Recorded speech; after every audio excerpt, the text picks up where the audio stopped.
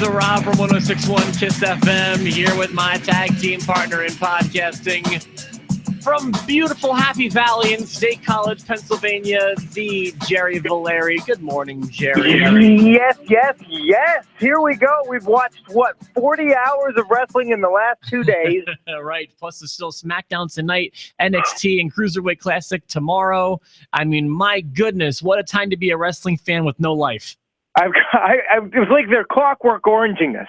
I feel like they're strapping us to a chair and peeling our eyes open and just forcing us to see it. You will live wrestling. You will breathe wrestling.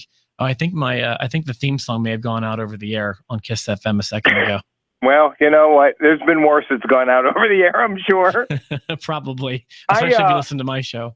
Where was all this content when I actually didn't have a life?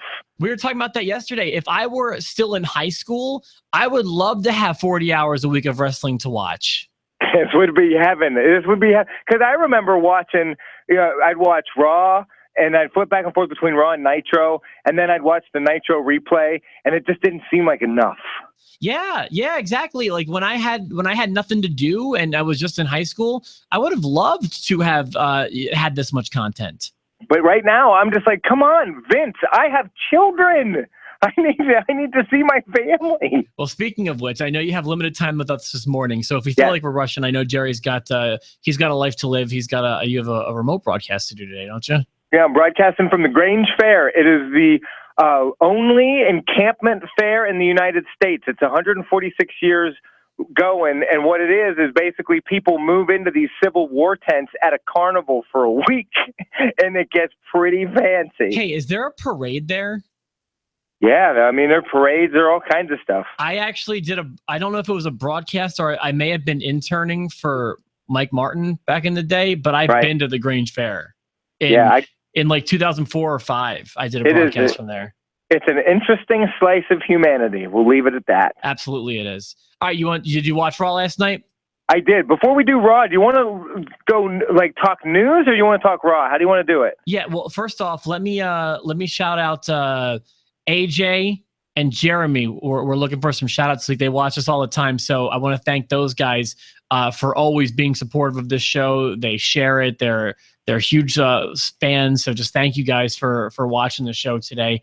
And then, I've gotten a request to talk about a few things. What did you want to talk about?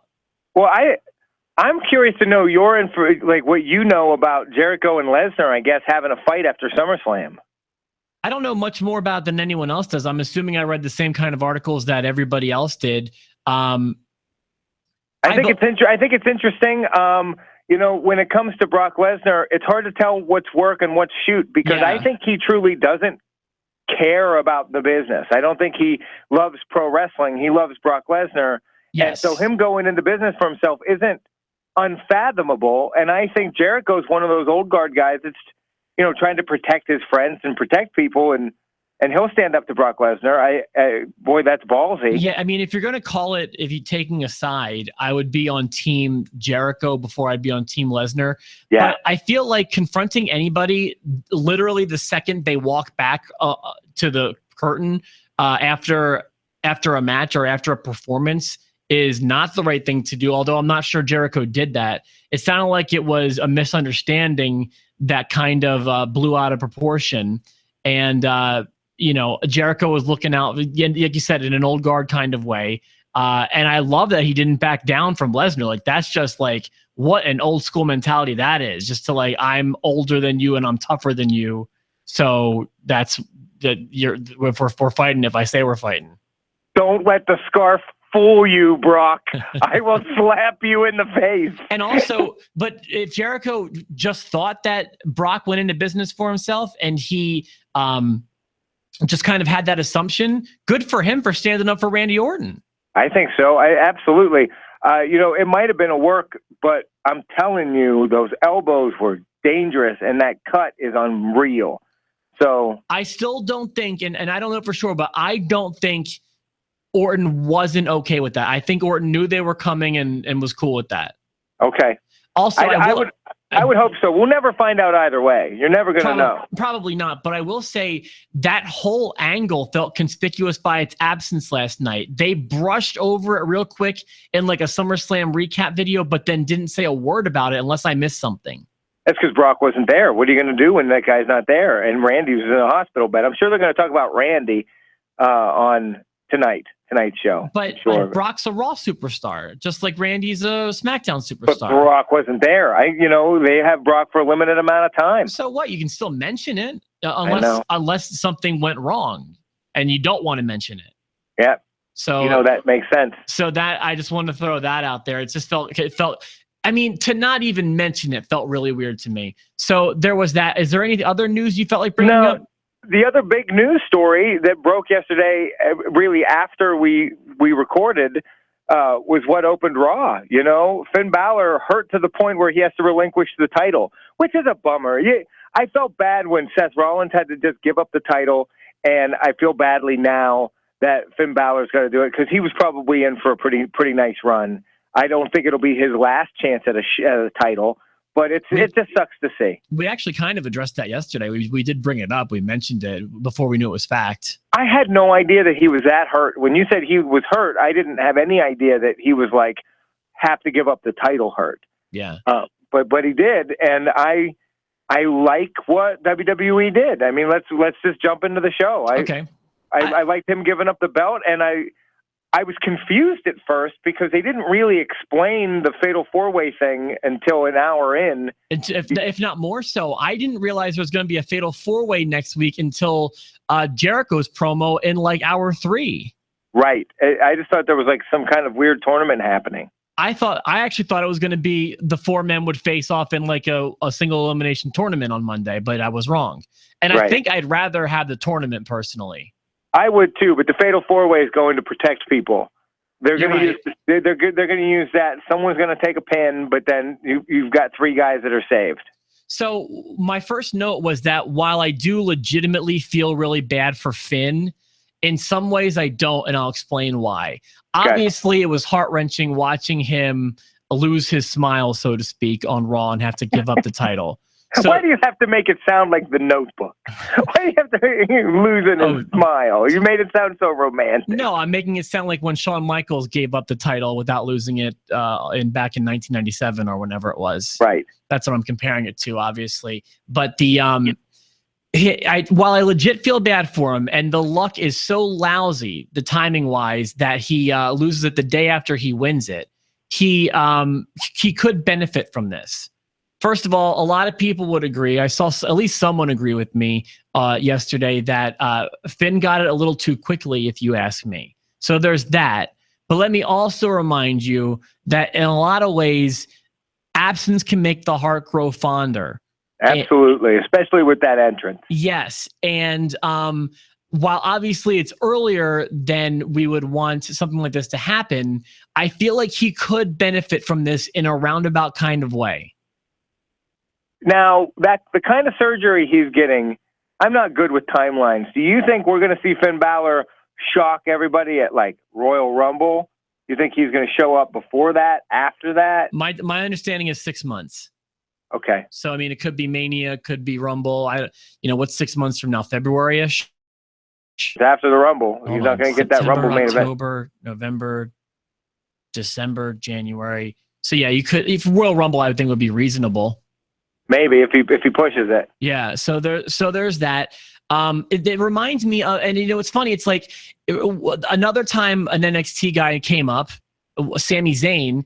He injures himself before his match even begins with John Cena. I know, just pumping his arms like crazy. Enter Kevin Owens. That was great for Kevin Owens. So I'm just saying, maybe we should have more of a stepping ladder, a staircase to fame, as opposed to this rocket ship. Yeah, right. And if you're going to rocket ship somebody, could they please rocket ship my favorite guy from NXT? Who's that?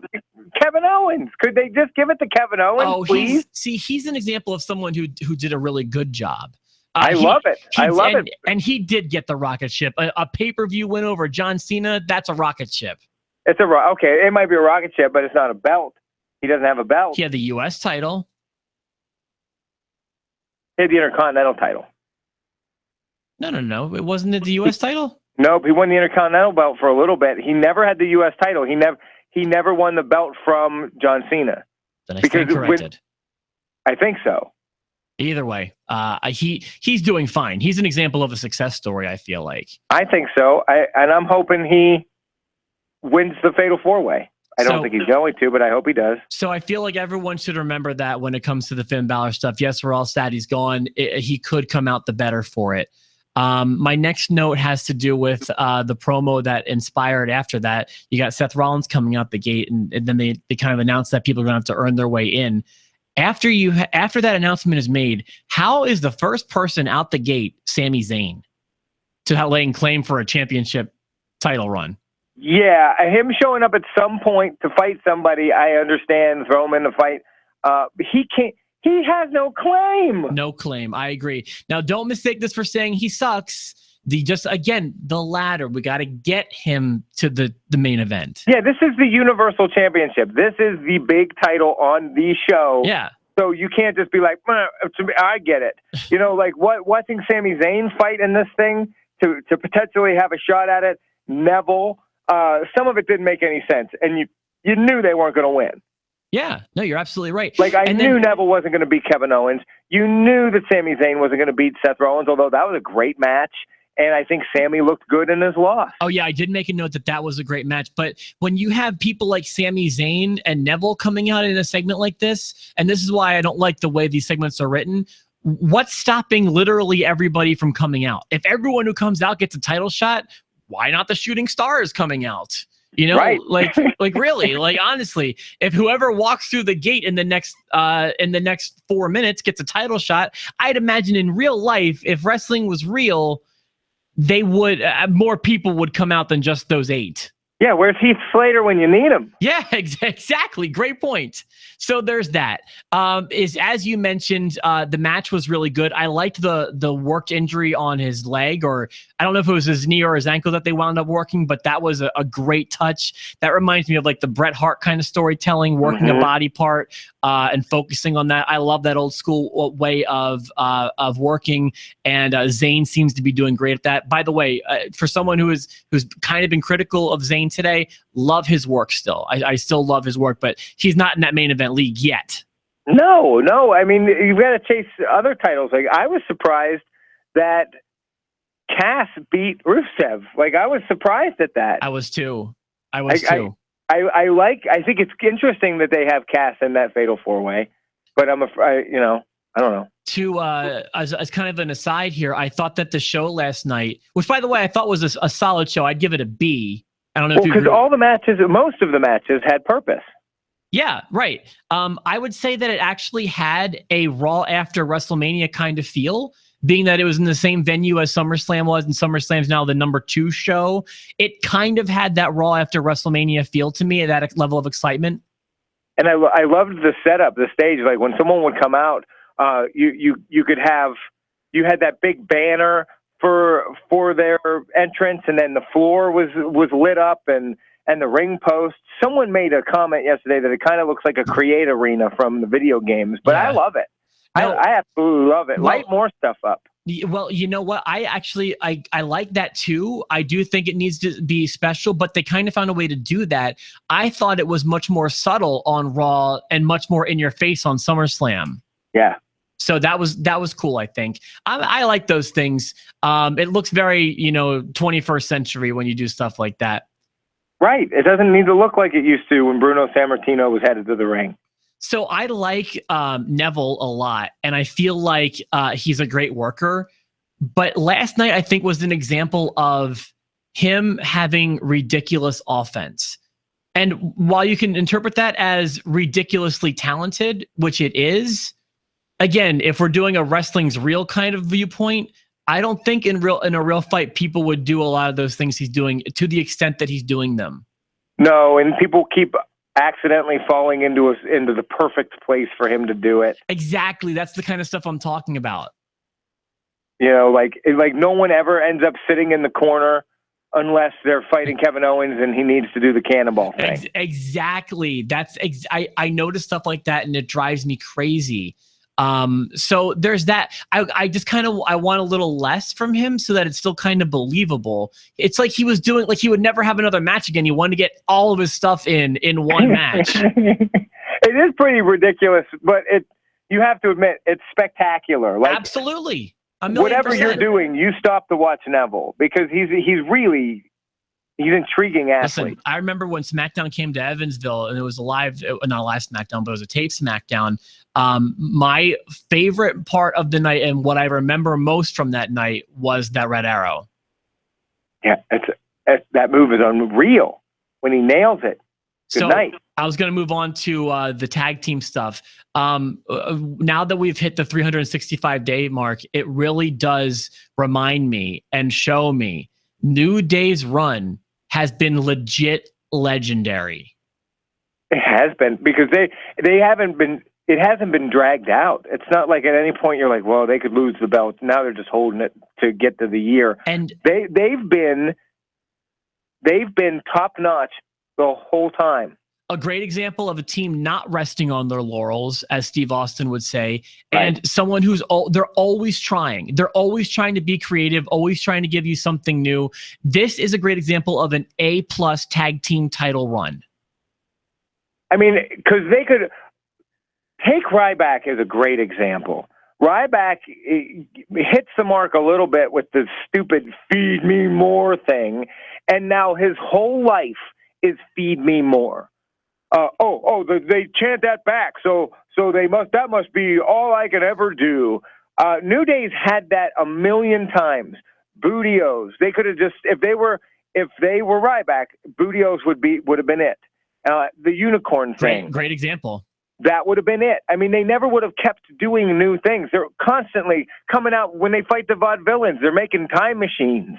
You know, I know some of it's probably creative, but I guarantee those three dudes are coming up with these ideas. Oh yeah, and not only that, they're three different talents. Like the trombone. Yeah, they all bring something different to the table. And like when you watch Xavier wrestle, it's different than watching Kofi wrestle and different than watching Big E wrestle. Like when you called Bret Hart and Jim Neidhart, the Hart Foundation, you called them, they were referred to as the Porsche and the Tank. Because their styles were so different. While it might not be quite like Bret and Jim Neidhart different, it's different enough that they all stand out. Like, for example, if it were a video game, like Mike referenced, and with the Create Arena, if this were a video game and you put someone else's skin on all three of their movesets, you would know who was who. Exactly. Exactly. And you can't do that for other tag teams. I mean, like, but villains, they're the same thing. The Shining Stars, they're the same thing. You know, the one tag team that comes to mind that's totally different is Enzo and Cass. You know, very true. Yeah, they're different in that same regard. So I think New Day's amazing, and I hope they keep the belt a little longer. Who they give it up to is just as important to me as them holding it. Yeah, I mean, where you put the torch next is just as important as where it is now. Do you give it to the club, who could probably use it? Or do you give it to Enzo and Cass, who pop-wise deserve it but don't need it? Either one, anybody can be a good choice if you make it the right choice. Okay. I mean, I'll use a poor example, but I mean, if you make the Shining Stars a great example, if you make that the logical choice, whoever it happens to be, it has to fit into it. Stop bringing them out. Okay. Not you, but I'm talking to the WWE. Stop bringing them out. I appreciate that because I thought you were talking to me. No, I've stopped bringing them out on the television, even if they're going to go through a table. Just stop. I agree with you. I am keeping my eye on the clock here for you, bud.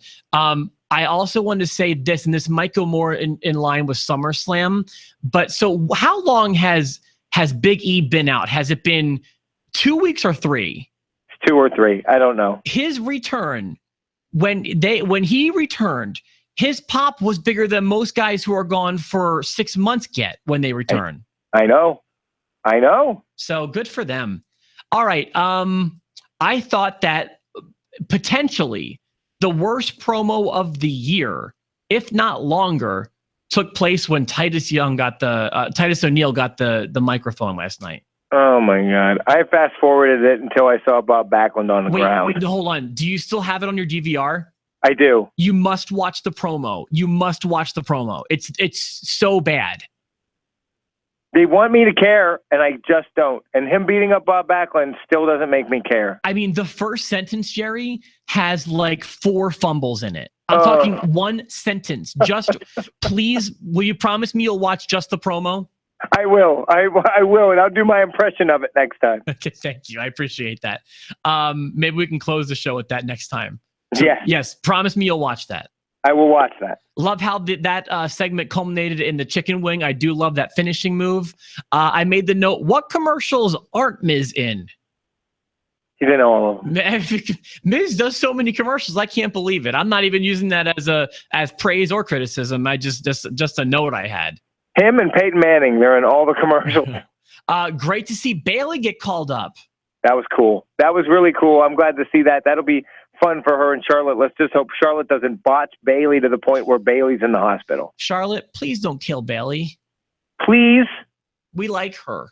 Don't drop her from the turnbuckles. When you hold her, please don't drop her.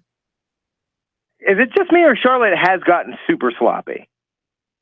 I will say, at least in that match on Sunday, everything seemed like she screwed up. Just dangerous. She's just dangerous. Yeah, so there's that. And I can't imagine Dana Brooke's going to be much safer.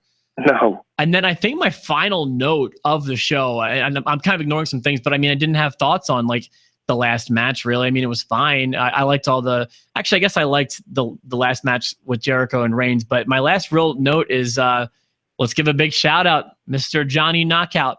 Johnny KO. Johnny knocked out.